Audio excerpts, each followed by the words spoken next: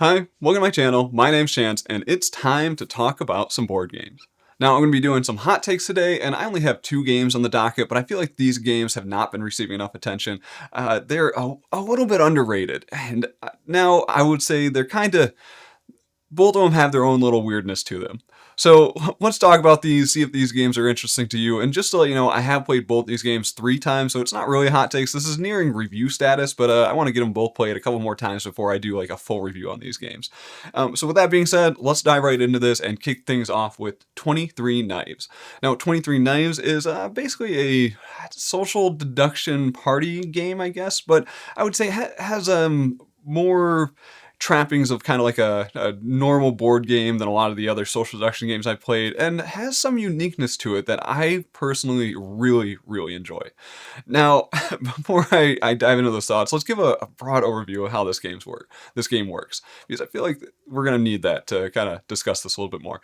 So 23 Knives is a game where you are playing as Roman senators, and the game is leading up to either you're voting to kill Caesar, or you want him to live. Basically, you're going to be a loyalist, the people that want Caesar to live, or you're going to be a liberator that want Caesar to die. Now, there's an in-between role called the opportunist, but we're going to come back to that at the end of, or towards the middle of this review, or hot take, or whatever I'm doing. Who knows? But now you're going to have blood marks indicating that you are a liberator, or you're going to have laurel wreaths indicating that you are a loyalist. And basically, if you want to have the most of whichever icon it is by the end of the game, depending on which way the voting goes for Caesar to live or die.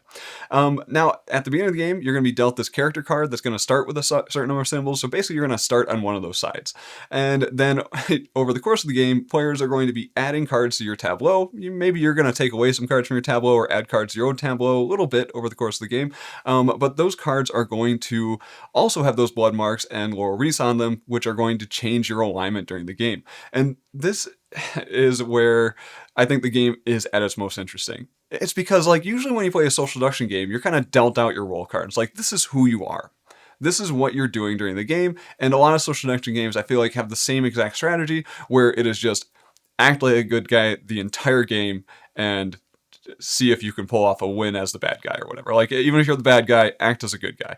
Until that opportune moment when it's like, okay, things are finally tilting in my favor, and maybe I can use my little special power that the game gives me to push things over that edge, right? So you're just always acting like a good guy. Just pretend to be a good guy. Whereas 23 Knives takes this and says, well, we don't really know what the outcome of the game is going to be. So you're going to want to be on the side of things, on the direction that you think things are going. And you're going to want to sway people towards that direction to get co-conspirators to kind of help you out with that victory condition. You just want to be the best of that bunch. You want to have the most of that bunch. If you're a liberator and you want Caesar dead, you want to have the most blood marks. You want to be the most liberating, right?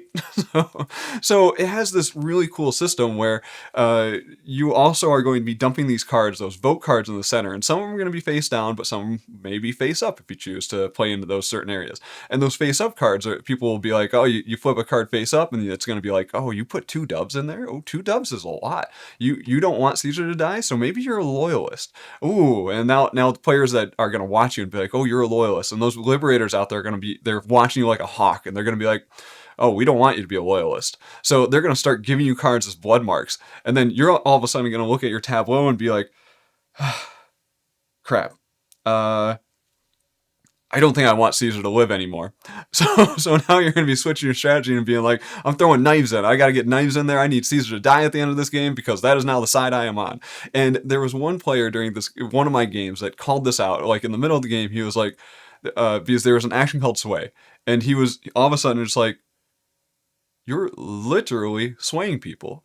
Like, you are very persuasive in this game. Like, when you put down one of those sway cards, you are swaying them to your side. Like, his mind was just like, this is amazing. Like, it's kind of, yeah, you're doing that Senate experience where the other person doesn't really have a choice to deny your argument. Your argument is so persuasive that they have to accept it, and they're like, ooh, you did convince me a little bit. Maybe I am gonna switch sides. But yeah, it's really cool. And then where the thing comes out is maybe you want to convince people that you're a liberator when you're actually a loyalist. Maybe you want to be like, oh, hey, I'm gonna throw a knife in there, maybe just a 1 or a 2 knife, just to to throw you off a little bit. I'm going to show you that I'm putting a knife in there. I'm definitely liberated. I want Caesar dead. And then people are like, oh, you know what? The loyalists out there are going to be like, oh, we don't want you to kill Caesar, so we're going to start giving you those laurel wreaths. But maybe that person's on the side of like, ooh, I convinced everyone to give me laurel wreaths because, like I said, you want to have the most in the category of the direction the game is going. So if you convince people to sway you in that direction to kind of bolster your position, then that is a way to get to that victory condition. And like I said, it is just a phenomenal experience if you're willing to put up with this. It's one of these games that I have an experiential game. It's not one that I go in and being like, ooh, this is my strategy, this is how I'm going to win it. It is just something that I like participating in and joining in on that fun. Now, there's so much I want to talk about with this one. I'm all over the place, right? The character cards, that is a fantastic. I got a list here. We're just going to kind of work through these things really quick. Character cards are amazing. This reminds me of, Cosmic Encounter or Cosmic Frog, where you get that face down card, which has an ability on it. So people don't know who you are. But basically, at any time, you are welcome to flip over your character card and reveal who you are, because you might want to do that. Each character has its own little special power. And not little special power, it usually has an amazing special power. Usually I teach the rules of this game, and then like we play a round or two, and people look at their character cards like after those first couple rounds, and they're like, oh, that's what it does? Oh, okay. Okay. And then you have that dilemma of being like, oh, when do I reveal myself? You reveal early and you don't really have a lot of cards in your tableau. People know your alignment. And it's like, oh, hey, because of your character card's like your only alignment. And then if you have a lot of cards in your tableau, maybe it's a little bit safer. It's like, yeah, I'll show you who I am. And I'm going to reveal this and use that special power I have. And all the special powers they're just rule breaking, they're game breaking. I feel like all of them are exciting in their own way. Maybe some are a little more exciting than others, but every time I see a new character, I'm like, oh, that's really cool. Oh, I don't like that. And then you see one person with a character and you're like, that's way too powerful. You should not have access to that. And guess what? There's something you can do about that. Because you can also, when you're going to that Senate floor and you're doing that voting on the killing or making Caesar live, you also get the option of, hey, you can exile a player. And this is phenomenal, because this is not player elimination. This is a mechanic in the game to reveal people's positions. So you can vote to exile that player. Maybe you know that player wants Caesar dead. You see a lot of their tableau cards have been revealed by other players, and you're like, oh, you have so many blood marks, you have an amazing character power, we need to get you out. So you can vote to exile. If everyone votes to exile that player, they lose their character card. They have to get a new character card. They're going to lose most of their, all their face-up shame, or not shame cards, all their face-up loyalist cards or whatever, or sway cards. That's what I meant to say. And then they're going to actually get a new character card. And this, I love this part of the game, because it's like, yeah, exiling is like, crap, my strategy's gone. But then you get a new character card with a new special power that no one knows who you are, and you get another opportunity to reveal that character card. And I feel like when I get exiled, I'm like, cool, I get to see a new power in this game and get to try out a new ability. So it's like, yeah, I don't want to be exiled because I've been working towards this strategy, but I would like to be exiled because I also want to have a new character card and a new special power to use during this game. So it's this thing where it's like this, I feel like it could have been a super negative experience, but it turned into something that was like actually exciting if you got exiled. Now, the other part of this is that maybe you want to convince someone to try to exile someone. You're like, yeah, I want to exile that person. Yeah, they're going to win if we don't exile them. We got to do something about that person. And then the person's like, yeah, okay, let's exile them. And then you go do that vote and you reveal yours and you don't choose to exile them. And maybe that vote fails.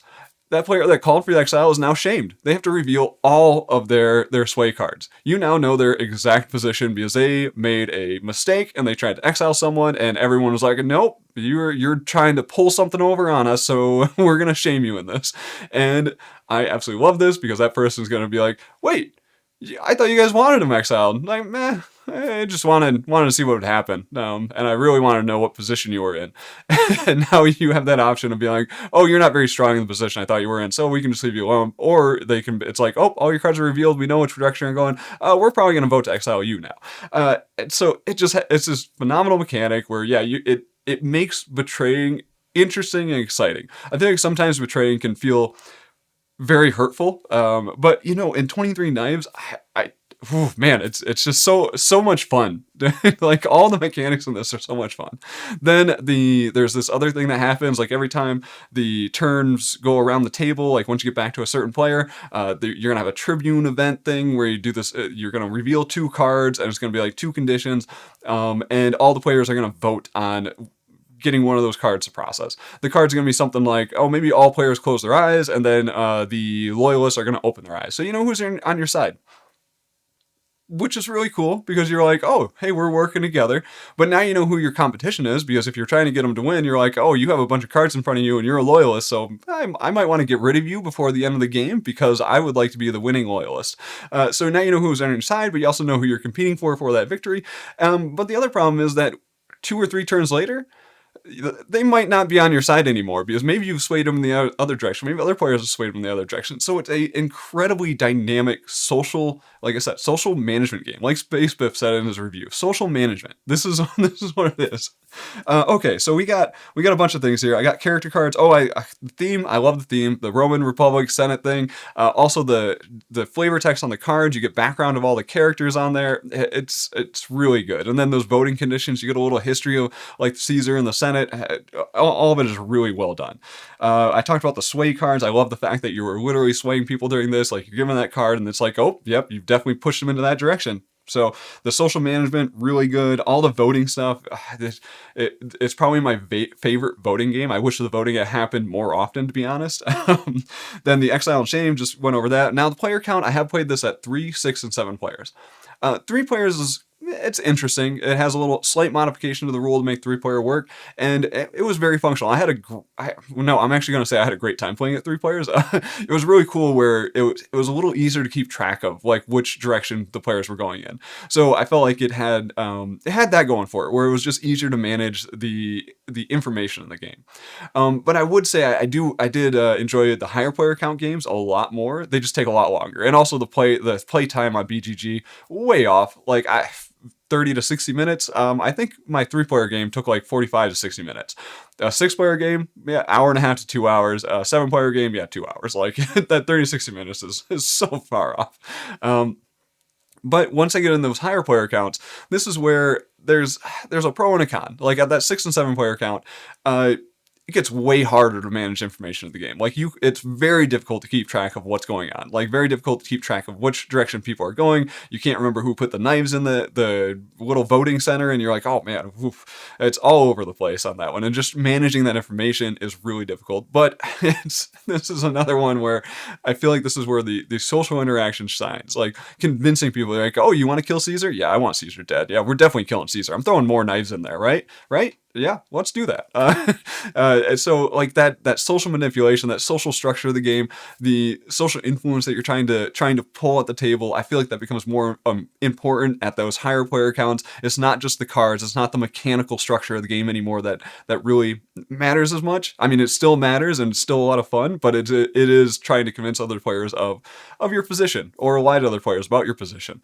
And then as we get to that end game, that opportunist role starts to come out. If you have a tie between like your Reese and your blood marks, you are now an opportunist, and you get one more opportunity to try to win the game. Basically, if you're holding on to enough voting cards where you can change the outcome of the final vote, like maybe it's like, oh, we have more than 23 knives and Caesar's gonna die, and then someone just reveals their cards and they're like, well, I am an opportunist, and I'm gonna throw in a couple doves, and now instead of Caesar dying, Caesar lives. And in this case, all the opportunists win. So the loyalists and liberators, they don't matter anymore. Just the opportunists are going to win the game. And I think this is just a phenomenal end game because, like I said, you're going to be switching roles over the course of the game. You're going to be like, oh, I'm a loyalist. Oh, I'm a liberator. Oh, I'm a loyalist. But then maybe you get to the end of the game, you're like, I'm not really strong in either position. You know what? I might try to make myself an opportunist. And then you see a person hoarding a set of voting cards, and you're like, are you an opportunist? Are you lying to me about wanting Caesar dead? I don't know if I can trust you anymore. So all of this just comes together in a great package. If I had one complaint on this one, is that I feel like the pacing of the game can be kind of long. Like if this game came in at 60 minutes every time, or maybe even 90, if I could guarantee that this game was going to take 90 minutes at like 6 players, 7 players or whatever, I feel like it would be amazing. I would give this like a 10. If that happened, I feel like this would be top-notch game. Now, even with that pacing though. So I feel like it can feel like it's dragging. Like I feel like the game kind of starts to, it kind of gets a little bogged down as the game progresses. And I wish there's a little dagger marker going up the staircase to the Curia, and I kind of wish the game drove that pacing a little faster. But it is one of these games where I just have so much fun playing it that I honestly don't really care how long it takes. I feel like it's just like I said, a social experience, managing those other players and managing that social information. It's just for me, it's a joy to play. But like I said, this is not a game where I'm going to go into and be like, oh, this is my strategy. This is how I'm going to win this game. This is what I'm going to do to pull off a victory. I think if you go in with that mindset, if you're the type of person that wants a little more control, you want to be able to figure out the way to be victorious in this game, it's probably not going to be for you. If you're not a fan of social deduction, though, and you're like, oh, I kind of like the social interaction of games, but I don't really like that being kind of shoehorned into a role, or maybe getting the bad guy role and lying and stuff, like maybe that's not your thing, I feel like 23 Knives might be something worth checking out, because this is just a unique game in the genre. This social information management, the social structure of this game is super interesting, and yeah, it's just unlike anything else I've played, and I really want to play it again. If you can't tell, I'm having a lot of fun with 23 Knives. I recommend checking out Space Fist review, Dan Thoreau on BGG. He did a great write-up on this game. But yeah, I've talked for like 15 minutes on this. I feel like this is basically getting into a full review. But yeah, let's move on from this. Hopefully I didn't bore you with my 23 Knives talk. And let's get on to my second game in this video. Now, the second game here is going to be Galactic Renaissance. Now, this is a game by Christian Martinez, and he is the designer of Inish, and I absolutely love Inish. Galactic Renaissance, I would say, did not get a very warm reception. Once again, Space Fifth, Dan Thoreau on BGG, I just talked about him, 23 Knives, he also did a review on this game. But I would say his review was not very glowing for Galactic Renaissance. It's actually pretty negative. And I really enjoy Space Fist's review. I feel like he does a really good job writing, and like his structure of his reviews are very interesting. They're very different than other reviews, but very heavy on some really nice prose. I would say, yeah, they were just well written reviews. And because of that, I put some weight into Dan Thoreau's opinion, right?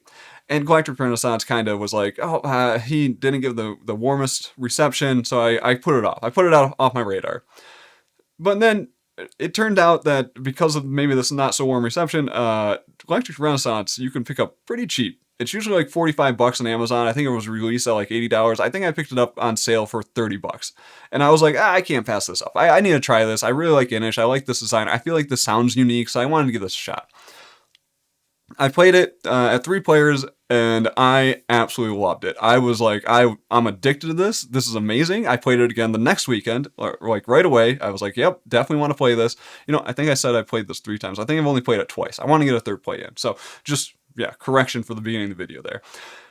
Yeah, played it again the next weekend, and that is rare for a game for me. Usually it's like we want to get the newer stuff out, we want to get these games off our shelf of shame, so I am trying to make it a goal to get more repeat plays of games in, especially to do more reviews, because I feel like I can't do a review unless I play a game multiple times, right? So for that reason, trying to get some more plays in. But Galactic Renaissance is one that it just struck a chord with me, and I was like, I want to get this played immediately again. Like, I want to get this back to the table, because it's definitely a game that you have a bit of reading. It has its own language, right? Like there's keywords in there. The text on the cards is a little hard to parse sometimes. I feel like the style of writing on these cards is not conducive to quick gameplay. I don't know. It's one of these things where I feel like the designer of the game should have talked to like Luke Glory. Luke Glory, I consider his games he takes the text and turns it into like hieroglyphics, right? So he turns it into his own little symbolic language, which can be kind of annoying in the beginning, because you're like, what do all these symbols mean? There's so many icons here, but like usually the back of the rulebook is just like a list of symbols. But I feel like it just works. Like, it makes it so it's easier to dive into the game. You learn those symbols, and maybe the first couple rounds you're like, what are all these things? But then once you understand the symbology, it's like, that's what everything means. Now, that doesn't work in all games, because sometimes the text is required to have all those special cases, and I feel like Christian Martinez does a good job of putting a lot of the rules on his cards. So, it's kind of like a double-edged sword, where all that text is a little bit of a barrier on these games, and parsing those cards can be a little difficult, and we definitely made some mistakes on some of the cards on my first play. Like, we got halfway through this game of reading this one card on putting out like institutes, and we realized we were doing it entirely wrong because we all read it the wrong way. So parsing the information on those cards can be a little difficult. That's my one complaint. Now, there's also many keywords out there that don't make any sense. There's like a keyword called strong, and strong you would think, oh, I'm strong on this area, so that means I must have a lot of units, right? No, strong means you have exactly 2 units. I was like, what? Like, where'd you come up with that? Who thought that was a good idea? I don't know. But it does have an amazing player reference. And that's actually something I meant to call out in 23 Knives as well. Both of these games have amazing player references, and I love a game with amazing player reference because I do a lot of teaching games. So I feel like a player reference is fantastic because that really kind of, when I can reference that during the teach, players go to that first instead of like asking those questions. They can just look at that card and be like, oh yeah, I remember that now. So yeah, it has an amazing player reference which defines all those keywords, like, oh, what is influential or whatever? What does shared mean? What does strong mean? What does leading mean? So it has all those things well defined and easy to find for all players at the table. But let's talk about how this game works. And this is it's basically a deck management game. You're going to start the game slightly asymmetric because there's going to be a little bit of a draft in the beginning where everyone gets one specialist card, but you're going to have seven cards that are the exact same between the players. And all these cards, they have their own little unique purpose in the game. It's going to be like, oh, this is your explorer. This one allows you to seek out new planets. Oh, this is your institute director. This one lets you put your institutes out on planets. Oh, this is your foundation expert. This is the guy that allows you to put out a foundation, then draw specialist cards to build your deck a little bit. So each one has its own unique purpose. And then the senator card, that's the most important one, right? Your senator is the one that actually scores points. And the theme of this game is that you are kind of in this galactic senate, you're going out exploring new planets and bringing them into the galactic fold, right? The senate fold. It's kind of like the galactic UN. Each planet you find, you're going out and being like, hey, you're going to join our new empire or whatever. But each one of these planets is going to be given a stability tile. And that means that this planet can only hold a certain number of, let's say, government employees, right? At a certain point, the planet's going to be like, hey, you guys are putting too much influence on our planet. Like, we want, this is too much for us. You're taking too much control, and now this planet's in disorder. Like, this is getting annoying. So once the planet goes into disorder, basically this means that you can put as many components as you want on every planet, but there's going to be a limit. And once you reach that limit, once you exceed that limit, that planet's going to go into that disorder phase. And that's where the interesting stuff happens in this game, because the disorder phase is kind of has the weirdness of the Inish battle, a little bit easier to process though. Like I would say my friend Josh, my co-host on Shelf to Table, the podcast that we're doing, he enjoys Galactic Renaissance a lot more than Inish because of that kind of that combat resolution. It's not really combat, but it is a conflict resolution, let's call it. Because essentially you are going to go into that disorder phase, and every person has to take one action. And it's a must. So even if that one player's action reduces the number of government employees, whatever, right, emissaries, below that threshold for stability, the other players still have to take their action. So if you have 3 players at the table and you exceed that stability threshold by 1 unit or whatever, you know that at least 3 units have to be removed from that planet because everyone has to do something. And it's like, oh, it's in disorder and we all have to do something. So you can kind of start doing those calculations. Now there's ways to manipulate that with some of the specialist cards, but essentially you know that's going to be triggering disorder. Now what's really cool about this is that if you want to, you can actually take some of your units and retreat back to one of your allied planets. So you can kind of move them back instead of removing them from the board and trying to get them back out again. And what's even cooler about this is that if your allied planet is also full and you retreat back to there, you can actually trigger a disorder there, and you kind of trigger this chain reaction of disorders. And I find this part really fun to try to process, and like just planning out those moves and that strategy during the game. It's just so interesting. It makes the game super unique and just like a fascinating puzzle to deal with, is figuring out where you want to trigger those disorders to be in those scoring conditions. Like maybe you need to be strong. It's like, well, I need to get down to exactly 2 units. So, if I trigger this disorder here, I can reduce this area by 2 units. That'll bring me down to the 2. I can retreat those 2 back to this other planet that I'm allied with. And then I can actually do a disorder here. And then we can change up. I can actually put someone out of the scoring condition here. I can kick them out of this planet. So it has this really cool puzzle. And then the other part of this, coupled with that disorder, is going to be that deck management. Because every time you play a card, you're going to place it down in front of you, and you're going to actually stack the cards you play in a nice orderly row or whatever. At the end of your turn, you're going to take those cards in order, and you're just going to flip them over, and they're going to go back on the bottom of your deck. You basically never shuffle your deck unless something tells you specifically to shuffle your deck. So you are actually ordering your cards. As you play them, you're putting them in a certain sequence on the deck. And they're at the end of your turn, you're always allowed to discard one card from your hand because you're going to draw up to whatever your hand size is. So sometimes it can be beneficial for you to just be like, oh, I need to bury this card because I don't need it now. I need it later. I need to draw some more cards this turn to see if I can get the card that I need. So that deck management system is really cool, and that's really the main thing is this game is manipulating. A lot of the specialist cards are kind of manipulating that deck management system, and then also they're kind of manipulating the movement of units out there. Everything has a very simple structure in this game. It has a very simple set of mechanics that it does a lot with, and I love games that do that. It has just has a simple set of rules. Like, it's really easy to teach. It's like, oh, move means this. Oh, add means this. Oh, remove means this. And it just makes the game easy to teach and easy to table and easy for people to kind of parse those cards themselves and understand what they do. Except for the weird language stuff on the cards, right? So that deck management's really fun. Then the specialist cards in this game, this is one of my favorite parts of it because I love games that give you cards that every time you look at them, you're like, ooh, that's a really cool card. Like I said with those character cards in 23 Knives, I love it when I get Exile and I get a new character card and I get to be like, whoa, guys, watch out. But now with Galactic Renaissance, I get that same feeling when I get to draw those specialist cards. I'm like, oh man, you guys are not gonna like this. Like, I'm keeping this one and this going on my deck, and yeah, let's see what happens. So, and I feel like all the players at the table, so the 3 players I played with, all of us, every time we got those specialist cards, we look at those and be like, wow, it does that? Cool. So that is just one of those things that I absolutely love in games. It's one of my favorite game designs is where you get those cards and you're like, that just breaks the game crazy. Okay. So let's go. I got a couple other things that I want to mention here. This brings up a roll of luck in this game. I feel like sometimes, yeah, maybe you can get a lucky draw on the specialist card. You get something that aligns with the strategy. You get something that helps out with those scoring conditions a little bit more, because if you're not in the right scoring conditions, it can be hard to get your senator to be, maximal benefit. And this ties into that kind of end game scoring condition. This is the part where I feel like I've seen complaints on it.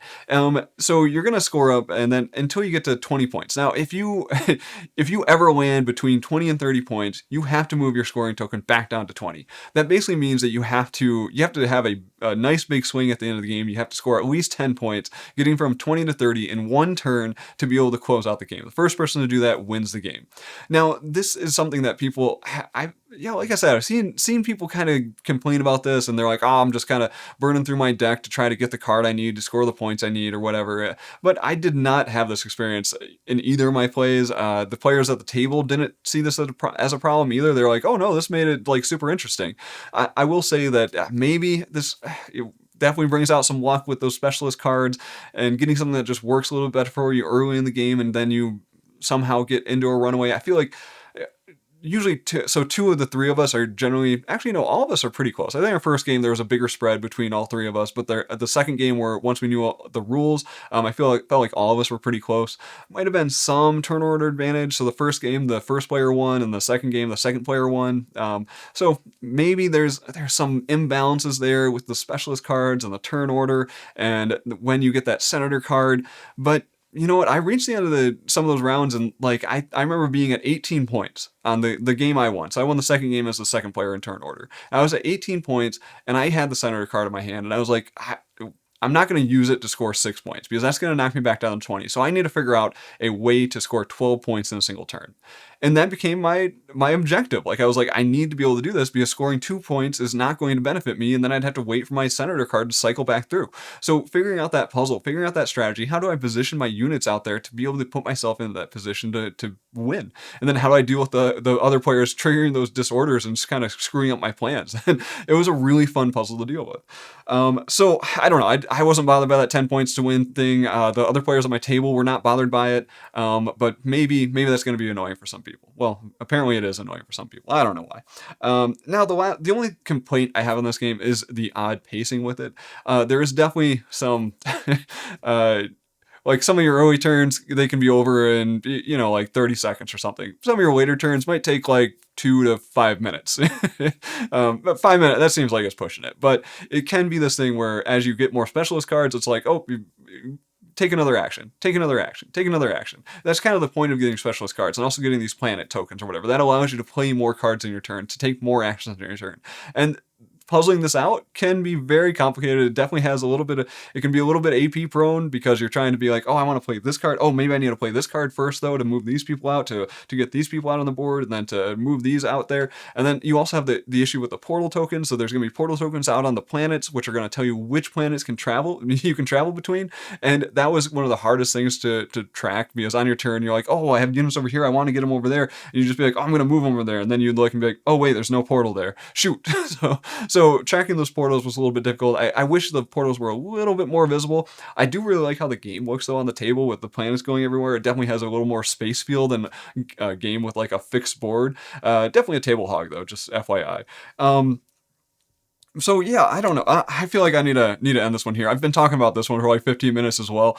Oh, man, a rambly video for this Friday. But like I said, I feel like these games are a little underrated right now. I'm definitely doing a full review on both of these in the future. Hopefully in the next like month or two. I definitely want to get them played, maybe a couple more times each. But both of these I've just had a great experience with. Two very different experiences. 23 Knives just for that social interaction, just for that group experience. Like if you have the right group for this game, I feel like it could really shine. Now if you have people that just don't want to participate in that, you've got people that are more on the Euro side of things, don't have any interest in that social interaction, not for you. But if you are like, hey, my group loves a fun social experience and we want to get into that little bit of negotiation, social manipulation type of situation, 23 Knives is fantastic. Galactic Renaissance, this is a little more puzzly, trying to figure out that deck management, trying to figure out how to score points, trying to figure out how to position things and deal with those disorders.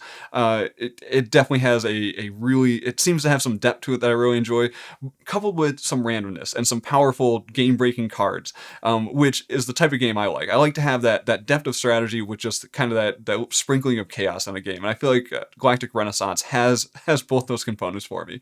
So both of these have been a hit, and I really want to get both of these back to the table and played more this year. So yeah, we'll definitely be hearing more about these in the future. So that's going to do it for my hot takes today. Definitely spent more time on these games than I usually do for these hot takes videos. So, if you're still here, thanks for watching, and thanks for spending your time with me. I always appreciate it, and I will talk to you next time.